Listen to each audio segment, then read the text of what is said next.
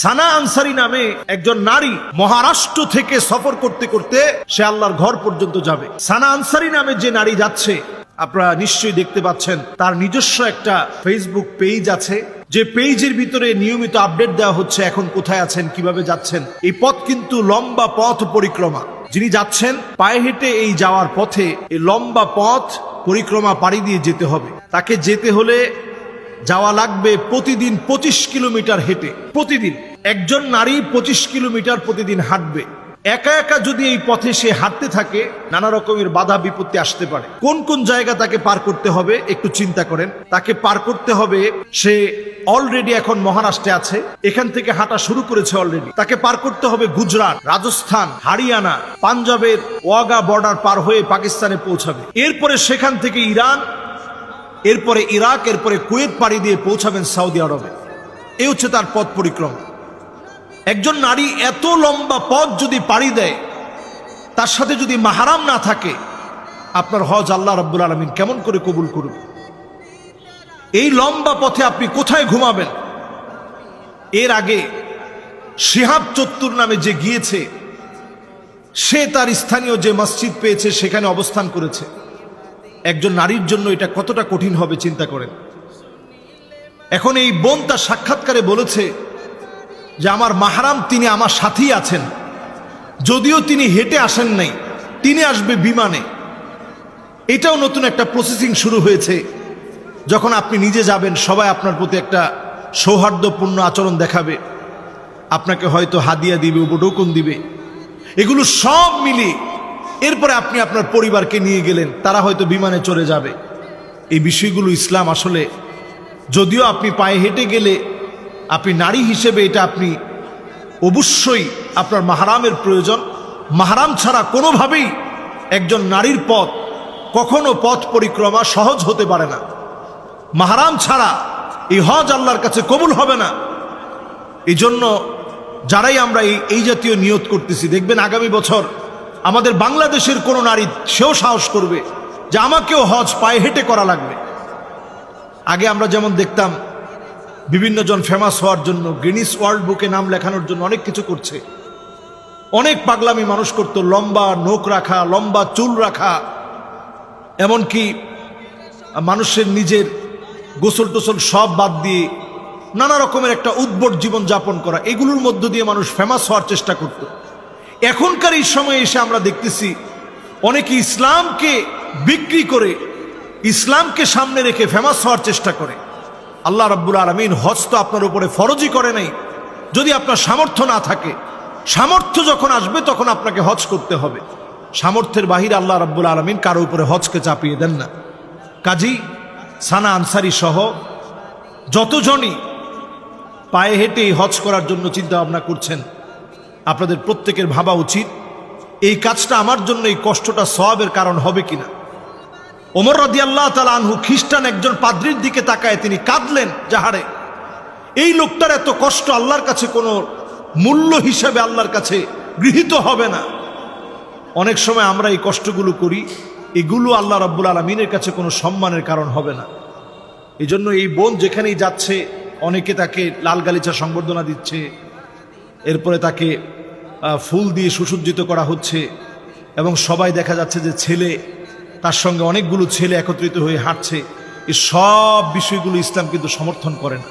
আমাদের এক ভাই জানতে চেয়েছে যে পায়ে হেঁটে হজ করার জন্য গাইবান্ধা সুদুল্লাপুরের আলম আলী নামে একজন এবং ভারতের একজন মহিলা পায়ে হেঁটে যাচ্ছে হজ করার জন্য, ইসলাম এ ব্যাপারে উৎসাহ প্রদান করে কিনা এ বিষয়ে জানতে চাই।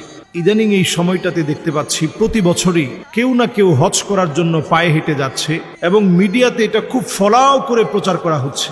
যেখানেই যাচ্ছে সেই জায়গাতে সংবর্ধনা দেওয়া হচ্ছে, যেই জায়গায় যাচ্ছে সেখানেই তাদেরকে ফুল দিয়ে ফুলের শুভেচ্ছা জানানো হচ্ছে। এই ফুলের শুভেচ্ছা দেওয়ার কারণে প্রত্যেকটা জায়গায় তারা সমাদৃত হচ্ছে। এটা ইসলাম কতটা সমর্থন করে, এ ব্যাপারে মাসআলা কি? আমরা দেখেছি প্রথমে শিহাব চত্বর থেকে শুরু করে আমাদের নাঙ্গলকোটের আলিফ মাহমুদ, এবং সেই ধারাবাহিকতা এখনো কিন্তু বাংলাদেশ থেকে রওনা হয়েছে আমাদের বাংলাদেশের একজন বলা যায় বয়স্ক মানুষ, আলম আলী নামে এক ব্যক্তি, সদুল্লাপুর থানার গাইবান্ধা জেলার আলম আলী নামের এই ব্যক্তি, সে পায়ে হেঁটে অলরেডি যাত্রা শুরু করেছে। প্রতিদিন মিনিমাম 25 কিলোমিটারের উপরে আপনাকে হাঁটতে হবে। এই স্ট্যামিনা কিন্তু আপনার প্রয়োজন। যেই কষ্টটা আপনি করবেন আল্লাহর জন্য করা, এই কষ্টটুকুন আপনার জন্য করা বৈধ হচ্ছে কিনা, সওয়াবের কারণ হচ্ছে কিনা, এটা আমাদের প্রত্যেকের আমলে নেওয়া উচিত। কেউ করছে এই জন্য আমাকে করতে হবে, বাংলাদেশের পতাকাকে উড্ডীন করতে হবে, এই দায়িত্ব ইবাদতের ক্ষেত্রে আল্লাহ রাব্বুল আলামিন আমাকে আপনাকে দেননি। এক্ষেত্রে একটি সহিহ হাদিস আমি আপনাদের খেদমতে পেশ করতে চাই।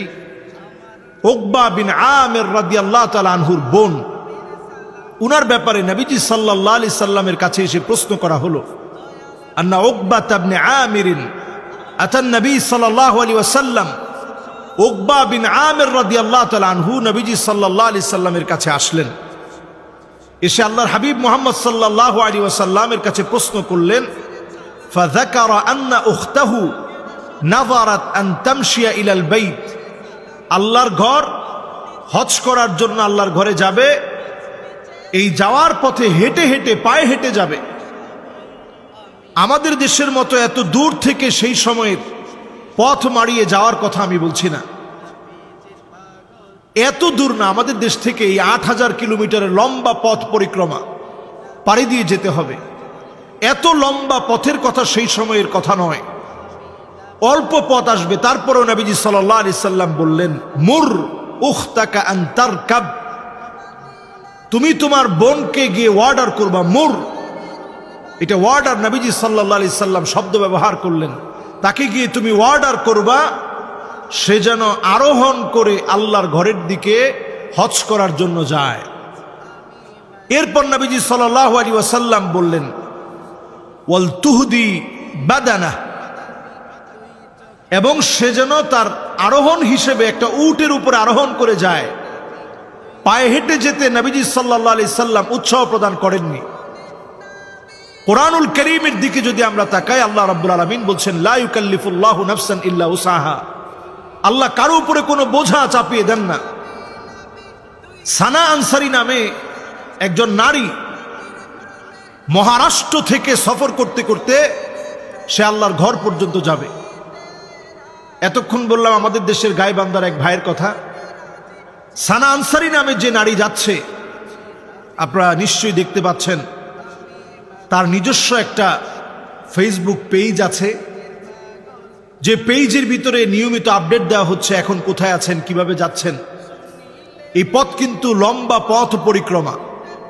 যিনি যাচ্ছেন পায়ে হেঁটে এই যাওয়ার পথে এই লম্বা পথ পরিক্রমা পাড়ি দিয়ে যেতে হবে।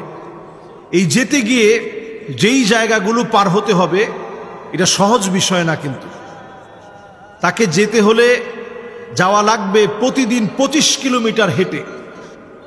প্রতিদিন একজন নারী 25 কিলোমিটার প্রতিদিন হাঁটবে।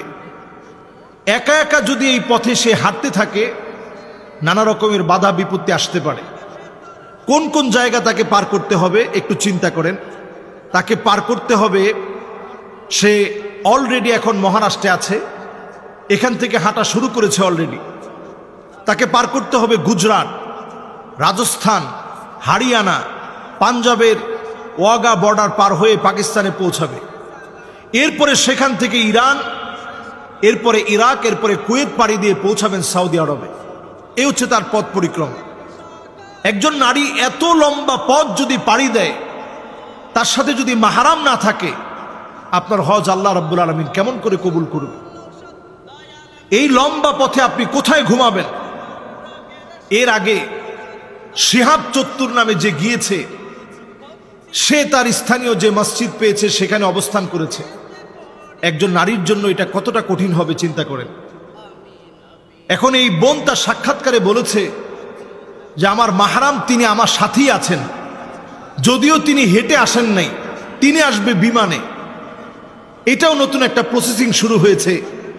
যখন আপনি নিজে যাবেন, সবাই আপনার প্রতি একটা সৌহার্দ্যপূর্ণ আচরণ দেখাবে, আপনাকে হয়তো হাদিয়া দিবে, উপঢৌকন দিবে।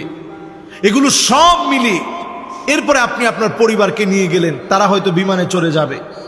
এই বিষয়গুলো ইসলাম আসলে, যদিও আপনি পায়ে হেঁটে গেলে আপনি নারী হিসেবে এটা আপনি অবশ্যই আপনার মাহরামের প্রয়োজন। মাহরাম ছাড়া কোনোভাবেই একজন নারীর পথ কখনো পথ পরিক্রমা সহজ হতে পারে না। মাহরাম ছাড়া এই হজ আল্লাহর কাছে কবুল হবে না। এই জন্য যারাই আমরা এই জাতীয় নিয়ত করতেছি, দেখবেন আগামী বছর আমাদের বাংলাদেশের কোনো নারী সেও সাহস করবে যে আমাকেও হজ পায়ে হেঁটে করা লাগবে।